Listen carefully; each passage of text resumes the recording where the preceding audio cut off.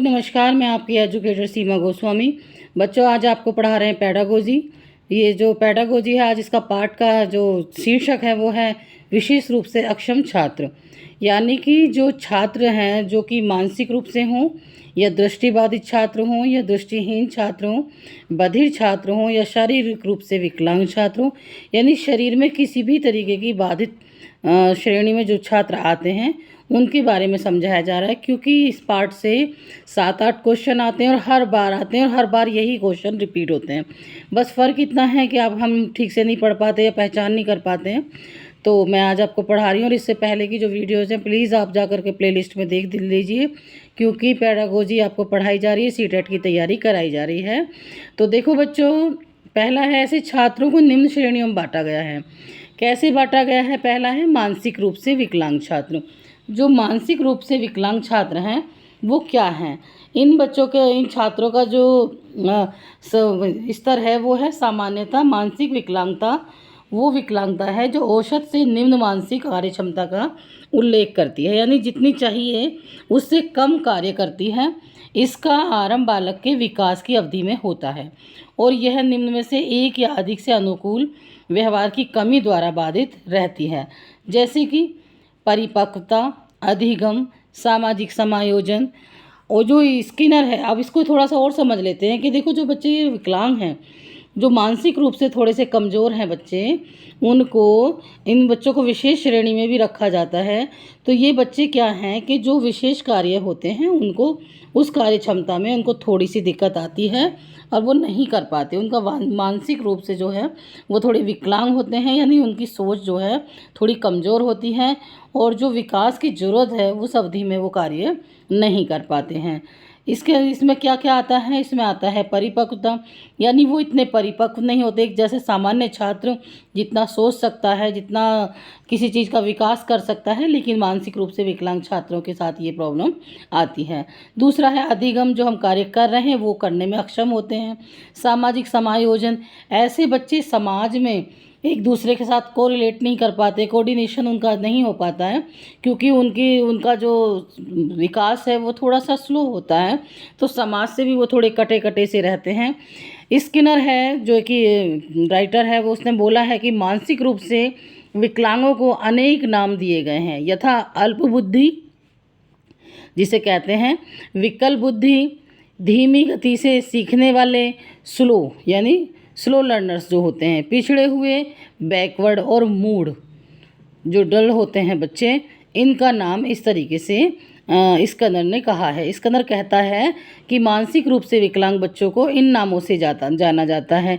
तो अगर ये क्वेश्चन आता है कि स्कनर ने किन बच्चों को, मानसिक बच्चों को किन किन नामों से जाना है, तो याद रखना बच्चों, जैसे अल्प बुद्धि, विकल बुद्धि, धीमी गति से सीखने वाले छात्र, पिछड़े हुए छात्र और मूड छात्र, यानी कि मेंटली डिफरेंट होते हैं उनमें, या धीमी गति से सीखने वाले छात्र जो स्लो लर्नर होते हैं, या जो पिछड़े हुए जब बच्चे हैं वो बैकवर्ड होते हैं, और मूड जो बच्चे होते हैं उन्हें डल बच्चे कहा जाता है। ऐसे शब्द अगर आपको दिखाई दें और पूछा जाए ये किसने कहा है, तो ये स्कनर ने कहा है। और ये शब्द राइटर ना पूछा जाए, ये पूछा जाए कि इन छात्रों की क्या क्या विशेषताएं हैं, तो अल्प बुद्धि है, विकल बुद्धि है, धीमी गति से सीखने वाले छात्र हैं, पिछड़े हुए छात्र हैं और मूड छात्र हैं। तो ये सारे जो पॉइंट अगर किसी क्वेश्चन में आपको एक आध शब्द दिखता है तो आप सीधा सीधा इनको मानसिक रूप से जो विशेष रूप से अक्षम छात्र हैं उनके बारे में पूछा जा रहा है। नेक्स्ट है बच्चों, सेकंड आपका दृष्टिबाधित छात्र। जो दृष्टिबाधित छात्र वो क्या है, सबको ही पता है क्या होते हैं वैसे तो, लेकिन क्योंकि कोर्स में नहीं है, ये स्कूलों में नहीं पढ़ाया जाता, तो वहाँ पेडागोजी में थोड़ी प्रॉब्लम आती है। देखो बच्चों, ये बच्चे होते हैं मानसिक रूप से पिछड़े बालकों की पहचान के बहुत सारे लक्षण हैं। जैसे एक, वे प्राय शारीरिक रूप से अयोग्य होते हैं, वे संवेगात्मक रूप से अस्थिर होते हैं, इनकी शैक्षिक निष्पत्ति निम्न होती है, या फोर्थ, इनकी पहचान व्यक्तित्व अध्ययन से भी हो जाती है। फिफ्थ, इनकी पहचान निम्न बुद्धि लब्धि द्वारा की जा सकती है, लो आईक्यू होता है इनका। इसके अलावा बच्चों, निम्न शैक्षिक तथा शारीरिक आलेख भी इनकी पहचान में सहायक होते हैं। अब इसको ऐसे समझ सकते हैं, क्वेश्चन ऐसे आएगा, मानसिक रूप से पिछड़े बालकों की पहचान कैसे करें?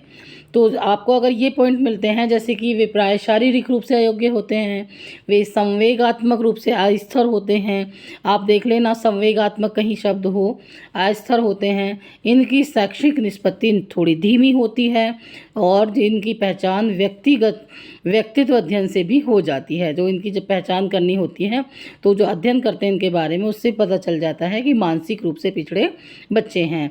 इनकी पहचान निम्न बुद्धि लब्धि होती है, क्योंकि ये ब्लो होते हैं, ब्लो IQ वाले होते हैं, थोड़ा इनका दिमाग कम चलता है। यह निम्न इनका शैक्षिक स्तर जो है वो कमज़ोर होता है। शारीरिक भी पहचान इनकी कमज़ोर होती है, इसलिए शारीरिक आरेख भी इनकी पहचान में सहायक होते हैं। अब देखो बच्चों, जो मानसिक रूप से पिछड़े बच्चे हैं तो वो किस तरीके से आपका क्वेश्चन आएगा, तो इस तरीके के अगर पॉइंट आते हैं तो आप उसमें आराम से टिक लगा सकते हो, आपको बिल्कुल भी दिक्कत नहीं आएगी।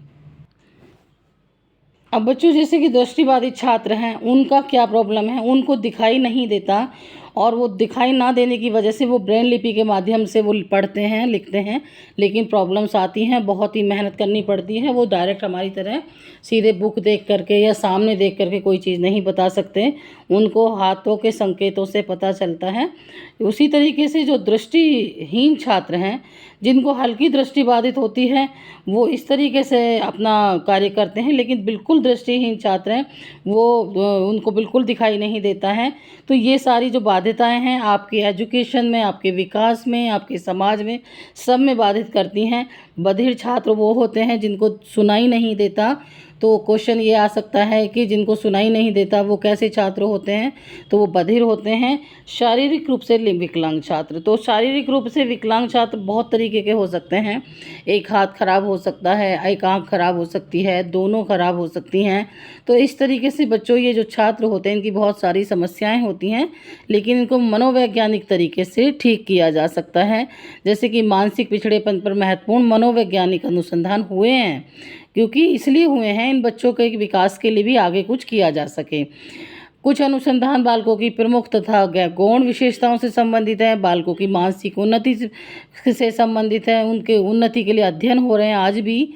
इनमें से कुछ अध्ययन फ्रीमैन, सीलम, बेशैमिट द्वारा किए गए हैं।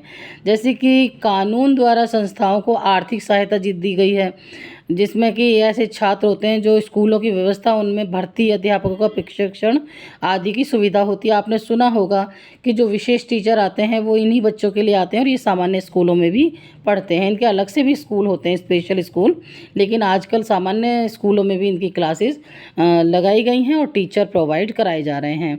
मेडिकल अनुसंधान जैसे कि क्षेत्र में हो रहे अनुसंधान मानसिक स्तर की उन्नति को और संकेत करते हैं।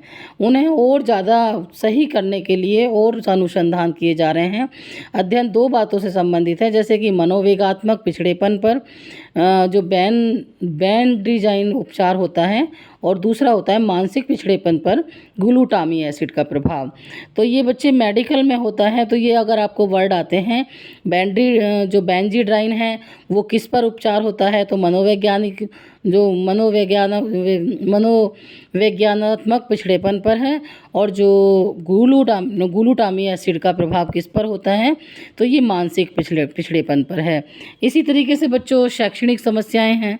न्यूयॉर्क का विशेष शिक्षा विभाग है, 1940 में इस पाठ्यक्रम तथा विधियों पर अनुसंधान हो रहा है 1940 से, यानी हमारी आज़ादी से पहले से ही। इन अनुसंधानों के परिणामों को मानसिक रूप से पिछड़े बालकों के शैक्षणिक कार्यक्रम में सुझाव के रूप में लेना चाहिए।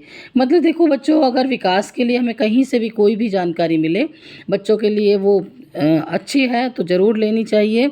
और इस तरीके से न्यूयॉर्क में इस पर अनुसंधान आज भी हो रहे हैं। अब देखो बच्चों, शिक्षण की पद्धतियाँ क्या होनी चाहिए मंदबुद्धि बालकों के लिए।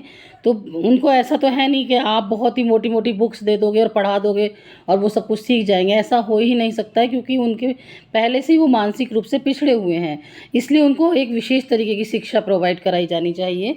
देखो बच्चों, मंदबुद्धि बालक की शिक्षा का वही स्वरूप होना चाहिए जो पिछड़े बालक की शिक्षा का है।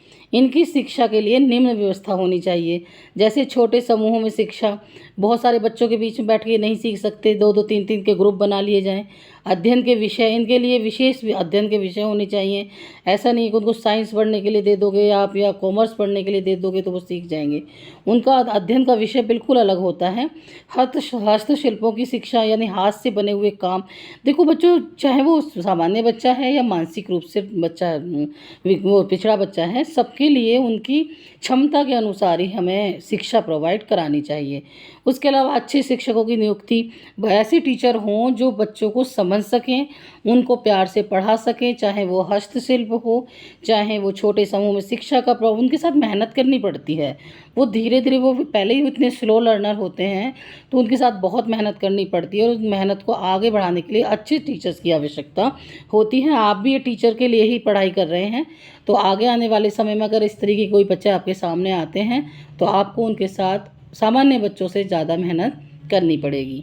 अच्छे शिक्षकों की नियुक्ति हो जाती है। अगर सांस्कृतिक विषयों की शिक्षा दी जानी चाहिए, उनको बताया जाना चाहिए कि हमारी संस्कृति क्या है, या ये खेल कैसे होते हैं, या सावन में जैसे बहुत सारी त्यौहार होते हैं, या होली, दीपावली, कल्चरल प्रोग्राम्स होते हैं, उनमें उनको पार्टिसिपेट कराना चाहिए। और विशिष्ट विद्यालयों की स्थापना होनी चाहिए। जो सामान्य विद्यालय हैं उनमें कोई इतना ध्यान नहीं देगा इन बच्चों पर, तो उनके लिए विशेष विद्यालय होने चाहिए या विशिष्ट कक्षाओं की स्थापना होनी चाहिए। तो अगर वो सामान्य स्कूल में भी पढ़ रहे हैं तो वहाँ पर टीचर इस तरीके के हों जो उनकी अलग से कक्षाएं लगाएं, अलग से उनको सिखाएं प्यार से, और उनको पूरे सम्मान के साथ उनको शिक्षा प्रोवाइड कराई जाए। विशिष्ट विद्यालयों का भी संगठन होना चाहिए। ऐसे कॉलेज होने चाहिए जहाँ इन बच्चों को, चाहे वो दृष्टिबाधित छात्र हैं, दृष्टिहीन छात्र हैं, बधिर छात्र हैं, या शारीरिक रूप से विकलांग हैं या मानसिक रूप से विकलांग हैं, उन सब के लिए एक अलग से विशिष्ट कक्षाओं की या विद्यालयों की स्थापना होनी चाहिए। इसके अलावा बच्चों, विशेष शिक्षण विधियों का प्रयोग भी किया जाना चाहिए। सामान्य शिक्षण विधियाँ और विशेष शिक्षण विधियाँ इन बच्चों को, जो सामान्य है वो उनमें नहीं सीख पाएंगे ये बच्चे, लेकिन विशेष शिक्षण विधियों से ये बहुत आसानी से बहुत जल्दी सीखेंगे। इसके अलावा विशेष पाठ्यक्रमों का निर्माण स्पेशली करना पड़ेगा, क्योंकि जो हम पढ़ रहे हैं छात्र, जो सामान्य छात्र पढ़ रहे हैं, उसको वो समझ ही नहीं पाएंगे, वो बहुत टफ लगेगा उनको। तो उनके हिसाब से थोड़ा थोड़ा ऐसा पाठ्यक्रम होना चाहिए, कम होना चाहिए, अच्छा होना चाहिए, और उनका अर्निंग भी हो सके, उस पाठ्यक्रम को पढ़ने के बाद वो जॉब कर सकें, इस तरीके के पाठ्यक्रम का निर्माण करना चाहिए। तो इसके अलावा देखो बच्चों, इनके माध्यम से मंदबुद्धि बालकों की शिक्षा को व्यवहारिक रूप प्रदान किया जा सकता है, जो उनकी किसी कार्य में दक्ष करके जीवन यापन करने के योग्य बना दे। अगर आप इन सब चीज़ों में अच्छे से पढ़ लिख जा रहे हो, आपका जीवन यापन अच्छा होगा, क्योंकि वो किसके सहारे जिएंगे? अगर आर्थिक रूप से वो स्ट्रांग नहीं होंगे तो आगे जाके उस शिक्षा का फ़ायदा क्या है? तो शिक्षा ऐसी दी जाए, जैसे कि एक जगह बताया था कि उनको जो हस्तशिल्प है वो सिखाने चाहिए, या छोटे जो अध्ययन का विषय है वो पढ़ा। कई टीचर्स भी हैं, मैंने भी शिक्षा प्राप्त की है जिस स्कूल से, वहाँ पे दृष्टिबाधित हमारे 2 टीचर थे और वो बहुत ही बेहतरीन पढ़ाते थे। वो एक ब्रेल लिपि के माध्यम से हमें पढ़ाते थे, हिस्ट्री और हिंदी के टीचर। तो उनको इस तरीके से ट्रेंड किया गया था, विशेष स्कूलों में पढ़ाया गया होगा कि वो हमें पढ़ा पा रहे हैं 12th के बच्चों को। तो इस तरीके की शिक्षा को अगर प्रोवाइड कराया जाता है और आगे बढ़ाया जाता है अच्छे टीचर्स की, और इस पर अच्छा सा काम किया जाता है, तो ऐसे बच्चे भी समाज में अपना सर ऊंचा करके और बहुत ही आसानी से अपना जीवन यापन कर सकते हैं। तो बच्चों, ये पूरा निचोड़ था विशेष रूप से अक्षम छात्रों का, चाहे उसमें मानसिक रूप से विकलांग छात्र हों, दृष्टिबाधित छात्र हों, दृष्टिहीन छात्र हों, बधिर छात्र हों, शारीरिक रूप से विकलांग छात्र हों, या मानसिक रूप से पिछड़े छात्रों की पहचान मैंने आज आपको बताई, शिक्षण की पद्धतियाँ बताई। तो वीडियो पसंद आई हो तो बच्चों प्लीज़ लाइक शेयर कर दीजिए। और ये काफ़ी दिन बाद वीडियो आई है, क्योंकि मेरी तबीयत बिल्कुल भी ठीक नहीं चल रही थी, तो अब मैं थोड़ी ठीक हूँ, तो मैंने आपको ये वीडियो उपलब्ध कराई है। अगर मैं जैसे मैं बोल भी रही हूँ ना, एक एक शब्द अगर मैं जो बोल रही हूँ आप उसको भी लिखें और साथ की साथ नोट्स तैयार करते चले जाएं, ताकि आपको बार बार वीडियो देखने की ज़रूरत ना पड़े। क्योंकि जो मैं बोल रही हूँ और जो मैं इसमें आपको नोट्स प्रोवाइड करा रही हूँ बच्चों, ये बहुत ही इम्पोर्टेंट है। ये मैं आपको पूरी गारंटी से कह रही हूँ, अगर आपने ये पढ़ लिया तो आप अपना सीटेट क्लियर कर लेंगे, जो कि आपकी नवंबर में लास्ट वीक या फर्स्ट वीक में ये हो सकता है। तो तो वीडियो पसंद आई हो तो प्लीज़ लाइक शेयर कर दें। धन्यवाद। कुछ भी पढ़ना है तो कमेंट कर दें। कमेंट करोगे या मुझे कुछ लाइक शेयर कर दोगे या सब्सक्राइब करोगे तो मुझे तभी समझ में और मुझे थोड़ा मोटिवेशन भी मिलेगा, और कमेंट्स करने से ही मुझे पता चलेगा कि आप क्या पढ़ना चाहते हैं मुझसे।